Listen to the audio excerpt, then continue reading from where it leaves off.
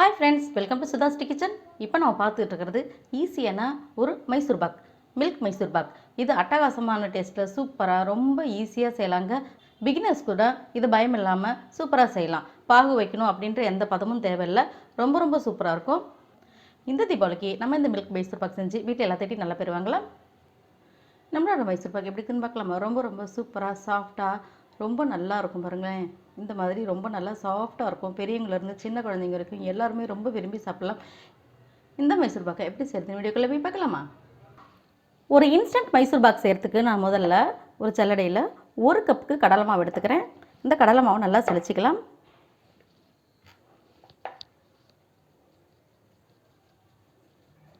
கடலை மாவு நல்லா சலிச்சிக்கிட்டா தான் நமக்கு நல்லா மைசூர் பாக் நல்லா நைஸாக வரும். இதில் திப்பியாக இருக்கிறதுலாம் நமக்கு அதில் சேரக்கூடாது. அந்த மாதிரி பார்த்துக்கலாம். இந்த இன்ஸ்டன்ட் மைசூர் பாக் வந்து ரொம்ப ரொம்ப சூப்பராக இருக்கும். இப்போ கடலை மாவு நல்லா சலிச்சு எடுத்தாச்சு. அடுத்தது இப்போ 1 கப்பு கடலை மாவு நம்ம சலிச்சு எடுத்துட்டோம். நம்ம இது கூட ஒரு 1/2 கப்புக்கு சர்க்கரை சேர்த்துக்கலாம். ஒரு 3 ஏலக்காய் சேர்த்துக்கலாம். இந்த சர்க்கரையும் ஏலக்காயும் சேர்த்து பொடி செஞ்சு எடுத்துகிட்டு வரலாம். இப்போ சர்க்கரையும் பொடி செஞ்சு எடுத்துகிட்டு வந்தாச்சு. அடுத்து நம்ம மைசூர் பாக் செய்கிறதுக்கு தயாராகிடலாம். இப்போ பேன் ஹீட்டாக இருக்குது. ஒரு 4 ஸ்பூன் நெய் சேர்த்துக்கலாம். 2 3 4 ஒரு 4 ஸ்பூன் நெய் சேர்த்தாச்சு. இப்போ நெய் உருகட்டும். இப்போ நெய் உருகிடுச்சு. நம்ம லோ ஃப்ளேமில் வச்சுட்டு நம்ம சலிச்சு வச்சுருக்கிற எந்த கடலை மாவு இதில் சேர்த்துக்கலாம். இப்போ இது லோ ஃப்ளேமில் வச்சு நம்ம நல்லா வறுத்து எடுத்துக்கணும். இதில் இருக்கிற பச்சை வாசனை எல்லாம் போயிடணும். இதில் பச்சை வாசனைலாம் போனால் தான் நம்மளுடைய மைசூர் பாக் ரொம்ப டேஸ்ட்டாக சூப்பராக இருக்கும்.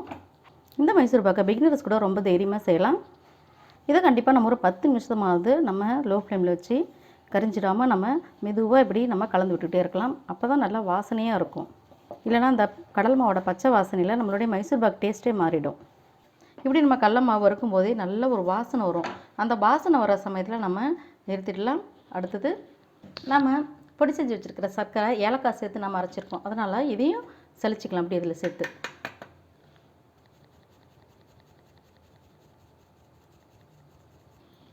நல்லா சலிச்சு எடுத்தாச்சு. இப்போ நம்ம சர்க்கரையும் சேர்த்துட்டு நல்லா நம்ம வதக்கி விட்டுக்கலாம். இப்போ நம்ம எடுத்த கடலை மாவுக்கும் இந்த 1/2 கப்பு சர்க்கரைக்கும் அளவு ரொம்ப கரெக்டாக இருக்கும். டேஸ்ட்டும் நல்லாயிருக்கும். இப்போ கடலை மாவையும் சர்க்கரையும் நம்ம சேர்த்து நல்லா இப்படி கலந்து விட்டாச்சு.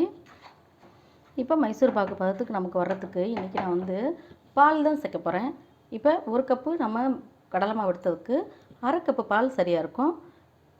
சேர்த்துக்கலாம். இது காய்ச்சி ஆற வச்ச பால் தான் இது.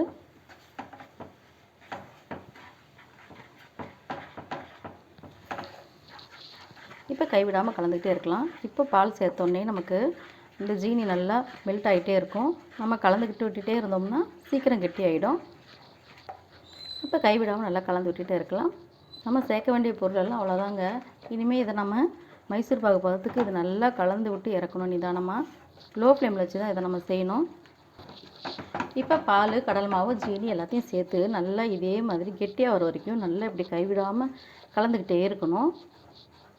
நடுவில் ஒரு 2 டைம் வேணால் நெய் கொஞ்சம் கொஞ்சமாக சேர்த்துக்கலாம். அப்போ தான் பேனில் ஒட்டாமல் வரும். அதுக்காக இன்னும் கொஞ்சம் கெட்டியாக வரணும். அப்போ தான் நமக்கு மைசூர் பாகு பார்த்து கரெக்டாக இருக்கும். இன்னும் கொஞ்சம் நேரம் வதக்கிடலாம். இன்னும் 1 ஸ்பூன் நெய் சேர்த்துக்கலாம். இப்போ நல்லா திரண்டு வந்துக்கிட்டே இருக்குது. இன்னும் கொஞ்சம் நேரம் வரணும். வந்துச்சுன்னா கரெக்டாக இருக்கும். இப்போ பேனில் ஒட்டாத அளவுக்கு இதை பாருங்கள் எப்படி சூப்பராக வருதுன்னு. இந்த மாதிரி பதம் வரும்போது நம்ம இறக்க வேண்டியது தான். நான் ஒரு ட்ரேயில் நெய்யெல்லாம் தடவி ரெடியாக எடுத்து வச்சுருக்கேன். இப்போ இதில் அதை மாற்றிக்கலாம். நம்ம இந்த கேக் டின்னில் நம்மளுடைய மைசூர் பாக்கு சேர்த்துக்கலாம்.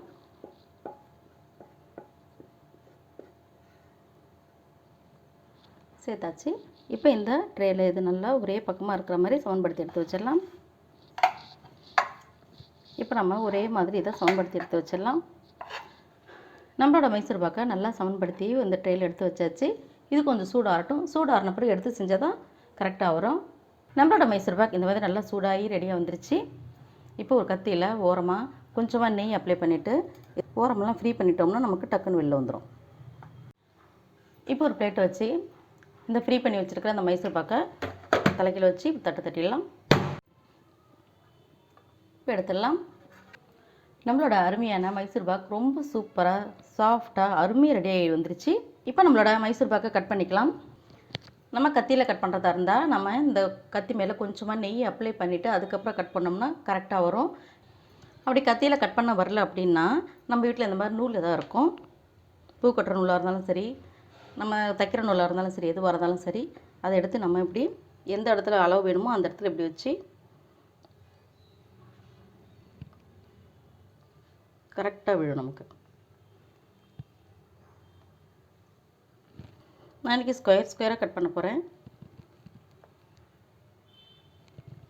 இது மாதிரி செஞ்சால் நம்மளுடைய மைசூர் பாக் டேமேஜ் ஆகாமல் நல்லாயிருக்கும்.